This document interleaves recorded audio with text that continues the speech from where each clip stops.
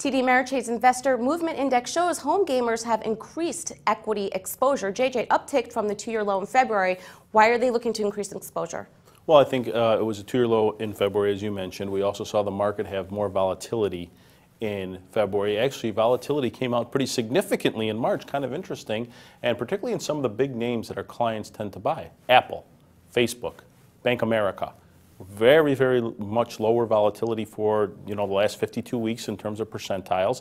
And so with that, although they were more aggressive buyers and did put a lot of money to work, because the betas were lower, because the volatility was lower, the numbers actually look a little bit lower than they may have if it was a straight index without taking beta into account. Well, it's interesting. They took advantage of oil in the low 40s in the energy names, and also some of the headline movers like Apple and lumber liquidators. Yes. Really surprised to see retail getting involved with that, because that was a pretty tricky trade. It was definitely a tricky trade, but what it also shows to me is that retail, as we've talked before, they're getting smarter.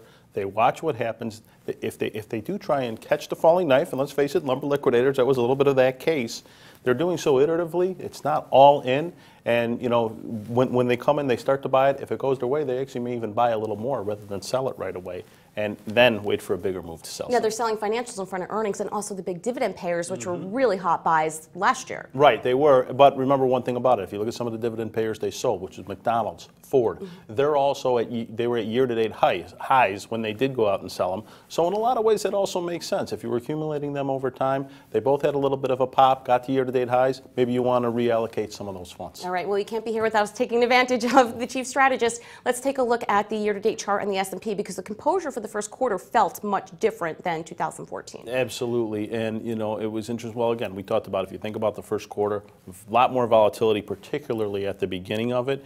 But if we look at the last couple of weeks, Jill, it's really been this 2051 level to 2110 level. We've been kind of bouncing back and forth in between those two, even with a lot of Fed news, et cetera. I would expect a little bit of that to continue. We have earnings starting on Wednesday with Alcoa, so we get to kick all that off. So what I really want to keep my eye on earnings season is the financials. Financials had a disappointing first quarter.